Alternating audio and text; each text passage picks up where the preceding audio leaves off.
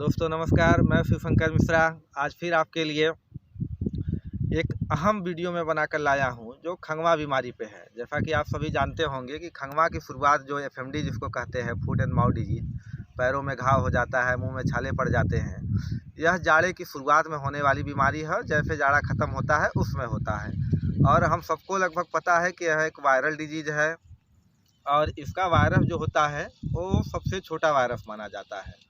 तो ये जब हो जाता है तो इसमें आप देखते होंगे कि बहुत तेज़ी बुखार हो जाता है, 104, 105, 106 फ़ारेनहाइट तक बुखार हो जाता है और मुंह से लार गिरने लगता है, मुंह में झाग बनने लगता है, जानवर बार बार पैर उठाती है। कुछ दिनों में हो सकता है कि अगर अच्छे से देखभाल नहीं किया जाए तो पैरों में घाव भी हो जाते हैं, जीभ में छाले पड़ जाते हैं और यह काफ़ी संक्रामक बीमारी होती है। यह जो वायरस है यह उड़ कर फैलता है या छूने से भी हो जाता है एक दूसरे को।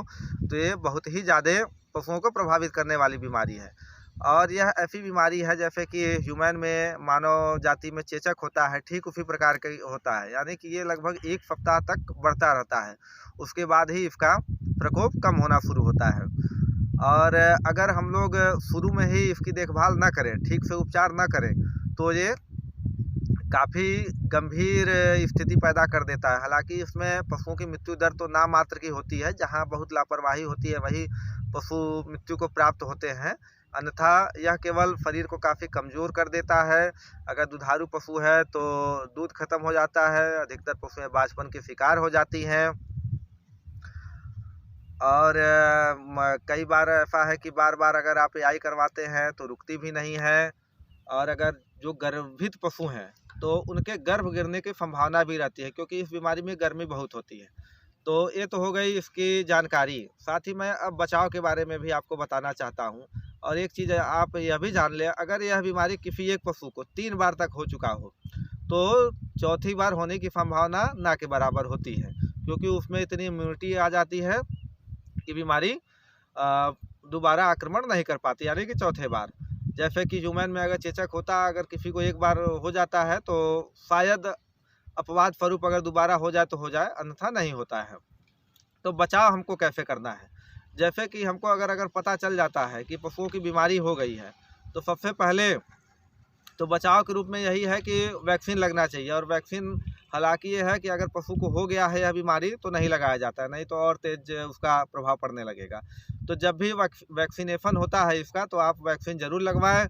अगर नहीं सरकारी विभाग से लग पा रहा है तो आप प्राइवेट ख़रीद के जो वैक्सीन आती है ट्राइवैक नाम से 3 ml की लगती है, उसको आप ज़रूर ला के लगाएँ। और अगर पशु को आपको खंगवा हो चुका है तो अगर जब भी जीभ में अगर छाला पड़ गया है तो उसको फिटकरी पानी से मुंह धुलाया जाता है या पोटेशियम परमैंगनेट से धुलाया जाता है। लेकिन ध्यान हमें ये रखना है कि बहुत से हमारे पशुपालक भाई अज्ञानता के अभाव में गर्म पानी का इस्तेमाल करते हैं, जो बेहद ही गलत है। उसको हमेशा नॉर्मल पानी या ठंडे पानी से ही, फिटकरी पानी से मुँह धुलवाएँ या पोटेशियम परमैंगनेट से, क्योंकि अगर गर्म पानी रहेगा तो सड़न पैदा करेगा और भी स्थिति खराब हो जाएगी। ठीक उसी तरह आपके पैरों का भी उपचार करना है। फिटकरी पानी से आप धुल दें, पोटेशियम परमैंगनेट से धुल दें, या फिर आप एक घोल बना लें 1 भाग फिनाइल का और 3 भाग सरसों का तेल का, उसका आप दिन में 2 या 3 बार छिड़काव करते रहें। साथ ही इसमें बहुत तेज़ी से बुखार आता है तो बुखार के लिए आपको तुरंत ही अपने पशु चिकित्सक से संपर्क करके उसका इलाज करवाना है। और इसमें पेनिसिलिन ग्रुप की जो दवाइयाँ होती है, बेंथीपेन 48 लाख 40 लाख जो आता है, उसका रिस्पांस काफ़ी बढ़िया मिलता है एंटीबायोटिक के तौर पे। और इसमें क्या है कि बहुत ज़्यादा एंटीबायोटिक का भी प्रयोग नहीं करना है। जैसा कि मैंने बताया कि गर्मी बहुत होती है इस बीमारी में, इसलिए अगर हम ज़्यादा एंटीबायोटिक का करेंगे उपयोग तो गर्मी पशु को और लगेगी, स्थितियाँ और ख़राब होने लगती हैं। तो लॉन्ग एक्टिंग एंटीबायोटिक जो पेनिसिलिन ग्रुप की होती है उनका इस्तेमाल किया जाए, उससे घाव सूखने में काफ़ी मदद मिलता है। इस बीमारी में देखा गया है कि बहुत ही जल्दी रिकवरी होने लगती है। और एक बातें और भी जान ले, कभी कभी ऐसा होता है कि किसी पशु को वैक्सीन लगा है फिर भी उसको यह बीमारी पकड़ लेती है। तो उसका कारण मेरी नज़र में तो ये हो सकता है कि वैक्सीन की इम्यूनिटी क्या है कि 21 दिनों के बाद आती है। हो सकता है कि यह बीमारी आपको 21 दिनों के अंदर पकड़ लिया हो। दूसरी चीज़, इस बीमारी के 14 स्ट्रेन होते हैं। तो जो वैक्सीन बनती है वो मुख्यतः जो ज़्यादा आक्रमणकारी होते हैं इसके स्ट्रेन, 3-4 उसी के ऊपर बनती है। तो कभी कभी ऐसा भी होता है कि दूसरे स्ट्रेन का आक्रमण हो गया हो, इसलिए बीमारी पकड़ ली हो। लेकिन जहाँ तक अगर आप अपने पशु को वैक्सीन लगाए हैं तो उसकी रिकवरी बेहद जल्दी होगी, उस पर कोई भी गलत प्रभाव इस बीमारी का नहीं पड़ पाता है। तो इसलिए जब भी वैक्सीन लगाने के लिए कोई वैक्सीनेटर आया, हॉस्पिटल के कर्मचारी आए, तो उसमें आप बिल्कुल वैक्सीन लगवाएं। कई हमारे पशुपालक भाई दूध कम होने के डर से वैक्सीन नहीं लगवाते हैं, जिसका कि उनको खामियाजा बहुत ही जल्दी भुगतना पड़ता है। तो ऐसी गलती ना करें, क्योंकि दूध तो 1 या 2 दिन के लिए कम होगा, या किसी जानवर में कम होता है, सब में नहीं कम होता है।